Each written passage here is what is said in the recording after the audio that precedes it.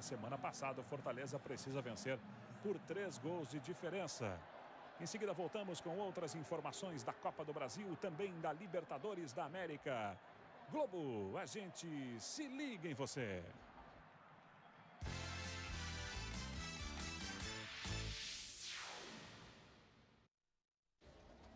Atenção, a loja irá fechar em 10 minutos. Como seria uma loja de esportes do seu jeito? Que não tem hora para fechar. Só para você.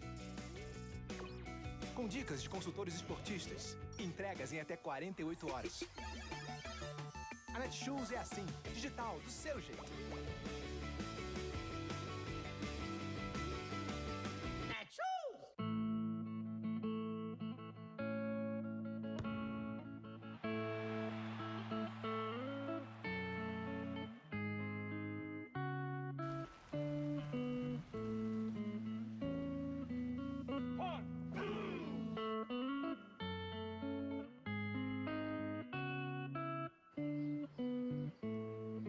Ganha quem ama. Topper. Mas escuta, tem salão de festas? Claro, um belíssimo salão de festas. Nossa, e a área de lazer? Teremos um esplêndido jardim com paisagismo. Uau! Mas olha, é meu primeiro apartamento. Usaram tubos e conexões Tigre. Serve encanador 24 horas? Sem Tigre? Esquece. Quem usa Tigre é autoridade no assunto. Antes de comprar seu imóvel, pergunte se tem Tigre. Sucesso em mais de 40 países. Então, o que vocês fizeram hoje?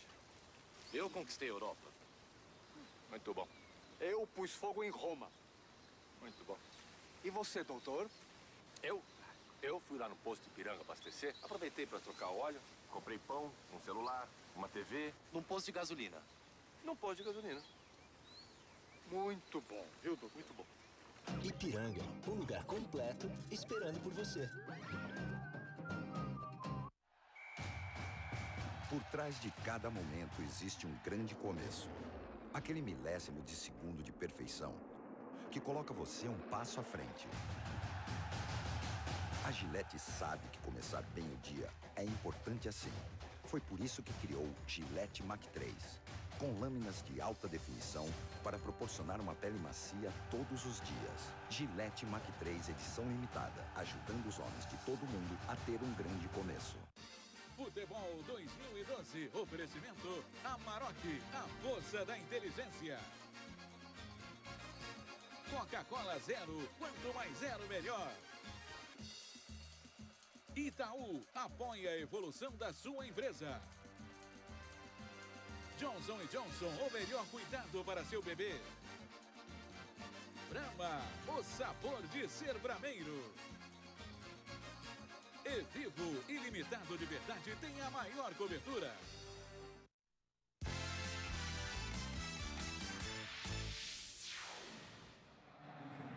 De volta do Estádio Olímpico, intervalo do primeiro para o segundo tempo. Grêmio e Fortaleza vão empatando em 0-0 nesta linda noite em Porto Alegre. Uma noite linda, mas um jogo nem tão lindo assim, né? Grêmio e Fortaleza não conseguiram marcar gols esta noite pela Copa do Brasil. O Grêmio, resultado lhe satisfaz, está passando de fase. O Fortaleza precisa dos gols. Esperamos muito mais do segundo tempo.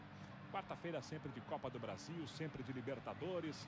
Quinta-feira também tem jogão de bola Inter e Fluminense lá no Engenhão, no Rio de Janeiro. O Inter querendo chegar às quartas de final. O Fluminense também buscando a classificação. Foi 0-0 no jogo de ida no Beira-Rio. Vamos saber informações do Inter direto lá do Rio de Janeiro com Eduarda Strebe. Boa noite, Eduarda. Oi, Gustavo, boa noite para você, boa noite a todos. O Internacional realizou apenas um treino aqui no Rio de Janeiro. Foi lá na casa do Flamengo, na Gávea, e aí não teve mistério, viu?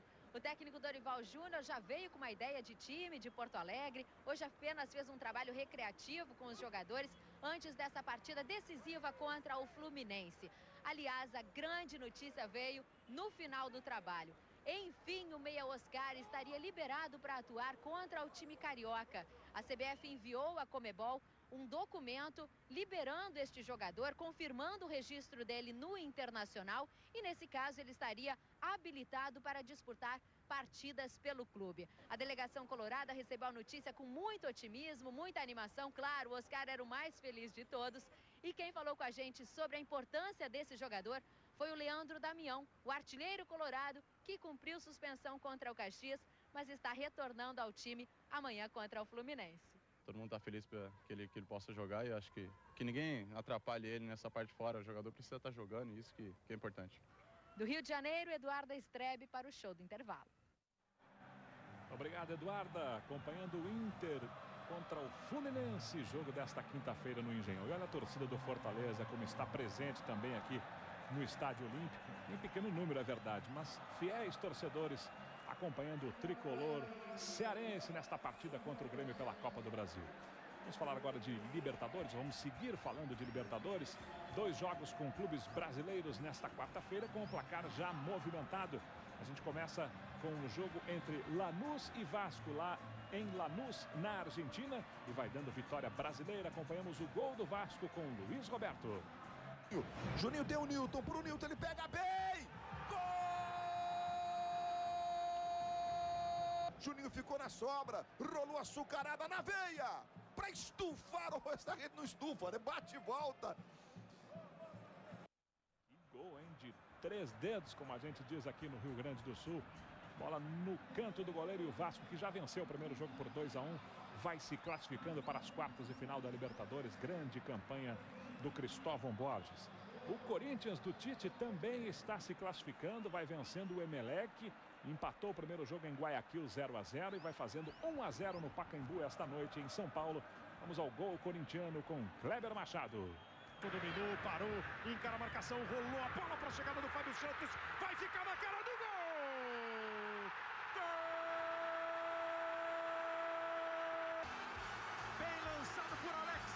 Chegou e não cruzou, rolou. Aí o Fábio na primeira deu sorte.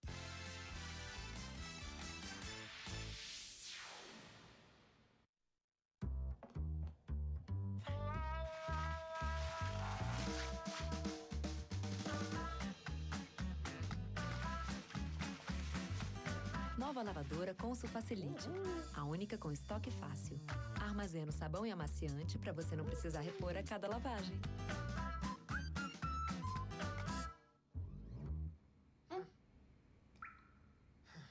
Como ninguém pensou nisso antes? Consul, parte da sua casa. Tá, mas vê se ele ouve você. O senhor devia usar os tubos e conexões Amanco PPR. Eles são excelentes para água quente. Ah, senhor Sabichão. Há anos eu uso a mesma solução. Olha só. Água fria! E água quente. Ai, Fred, um dia a gente ainda vira churrasquinho. Ninguém mais precisa viver no passado. O futuro já chegou com a Amanco. Amanco, Amanco. Só a Honda tem o maior valor de revenda e um pós-venda que nunca te deixa na mão. E agora também oferece condições especiais para você. Fan 125 KS, a mais vendida da categoria, com entrada em mais 48 vezes de R$188. Fan 150 ESI com tecnologia Flex, injeção eletrônica e partida elétrica, com entrada em mais 48 vezes de R$225. E toda a linha 2012 com condições especiais. Aproveite! De volta do Olímpico nesta bela imagem da noite de Porto Alegre. Por enquanto, 0 Grêmio, 0 Fortaleza. Em seguidinha começa o segundo tempo. Já estão aqui comigo PC Noronha, Diogo Olivier para análise do jogo. Nós vamos ainda, antes dos melhores momentos, dar uma olhada nos gols da noite da Copa do Brasil. Jogo no Engenhão. E o time do Botafogo acabou sendo eliminado pelo Vitória. Vamos aos gols na tela para você. Botafogo e Vitória da Bahia. O time do Botafogo saiu ganhando 1-0. Gol do jogador Elkeson. Mas o Botafogo acabou permitindo a virada. Está aí o gol do Elkeson, um gol chorado, difícil. Não comemorou, foi criado lá no Vitória. Só que aí o Vitória foi pro ataque e conseguiu. Primeiro nesse lance aí. O jogador do Botafogo evita mas acaba sendo expulso porque tocou com a mão na bola. No pênalti, Pedro Quem.